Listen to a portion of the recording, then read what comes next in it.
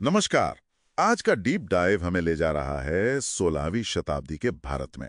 जी हाँ, एक ऐसा दौर जहाँ संगीत और भक्ति दोनों अपने शिखर पर थे। हमारे पास कुछ ऐतिहासिक लेख हैं और हमारा मिशन है इनसे उस दौर के महान संगीतकारों और कवियों की कहानी निकालना। बिल्कुल, जिन्होंने हमारी संस्कृति पर गहरी छाप छोड़े। तो चलिए खोलते हैं इन स्रोतों को।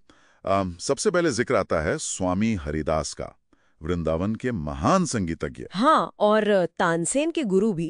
कहते हैं 1512 के आसपास उनका जन्म हुआ था। अपने समय के सर्वश्रेष्ठ माने जाते थे। और उनसे जुड़ा एक किस्सा है जो अक्सर सुनाया जाता है। हाँ, वो अकबर और तानसेन वाला। जी। बादशाह अकबर ने तानसेन से पूछा, क्या दुनिया में कोई तुमसे भी अच्छा गाता है? और तानसेन का जवाब, हाँ, मेरे गुरु स्वामी हरिदास। लेकिन बात ये थी कि स्वामी हरिदास तो वो संत थे, किसी दरबार में क्यों गाने लगे? यहीं तो बात दिलचस्प हो जाती है। अकबर को इतनी उत्सुकता हुई कि वो भेष बदलकर पहुंच गए। हाँ, तानसेन के साथ।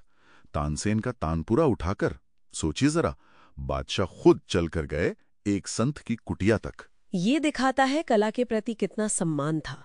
खैर, जब स्वामी जी से गाने को कहा तो उन्होंने साफ मना कर दिया। तो फिर तानसेन ने लगाई जुगत। जी हाँ, उन्होंने जानबूझकर अपने गुरु के सामने ही एक राग थोड़ा गलत गाना शुरू कर दिया। और गुरु से रहा नहीं गया होगा संगीत की गलती। बिल्कुल, उन्होंने तुरंत तानसेन को टोका और फिर वही राग सही तरीके से गाकर बताया। और बस इस तरह अनजाने में ही अकबर की मुराद पूरी हो गई।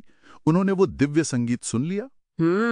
ये कहानी सिर्फ सुनने में अच्छी नहीं है, इसमें एक गहरा मतलब छुपा है। हाँ, वो बात जो अकबर ने बाद में तानसेन से पूछी कि तुम ऐसा क्यों नहीं गा पाते? और तानसेन का जवाब वो सुनने लायक था। उन्होंने कहा, जहां पना मैं आपकी आज्ञा से गाता हूँ, हुक्म पर गुरुजी तब गाते हैं जब उनकी आत्मा उन्हें पुकारती है।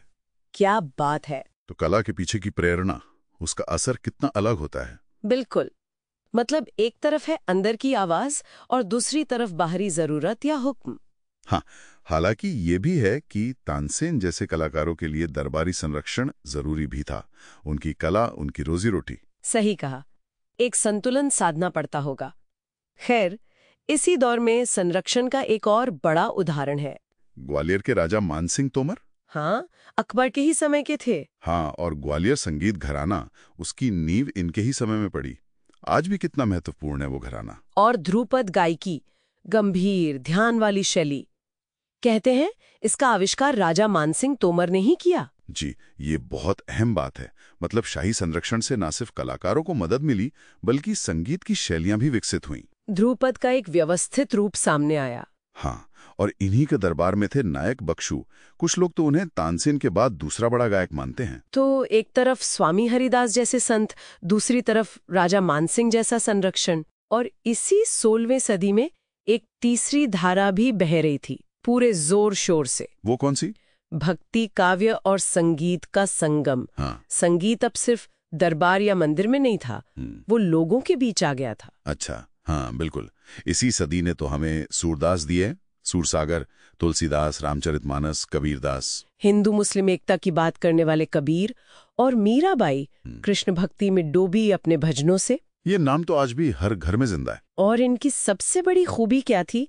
इन्होंने गहरी फिलॉसफी और समाज की बातों को आसान, गाने लायक पदों, भजनों में ढाल दिया। हाँ, मतलब संगीत एक जरिया बन गया ईश्वर तक पहुंचने का, अपनी बात कहने का। बिल्कुल, कबीर ने तो संगीत से समाज की बुराइयों पर चोट की, एकता का संदेश दिया।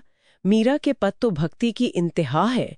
ये सब मोटे तौर पर आप कह सकती हैं 1400 से 1600 ईस्वी के बीच हुए। तो संगीत सिर्फ मनोरंजन नहीं रहा, वो आध्यात्म, समाज सुधार, लोगों से जुड़ने का एक शक्तिशाली माध्यम बन गया था। निश्चित रूप से इन्होंने संगीत को आम आदमी की जुबान पर चढ़ा दिया और वो आज तक उतरा नहीं है। तो इस डीप डाइव से जो बातें निकल कर आ रही हैं, 16वीं सदी में संगीत के कई रंग दिखे। स्वामी हरिदास की वो अंदर से निकली कला, राजा मानसिंह तोमर का संरक्षण जिसने ध्रुपद और ग्वालियर घराने को संवारा, और फिर सूर, कबीर, तुलसी, मीरा जैसे संत जिन्होंने भक्ति और संगीत को मिलाकर जन जन तक पहुंचाया। वाकई एक सुनहरा दौर था।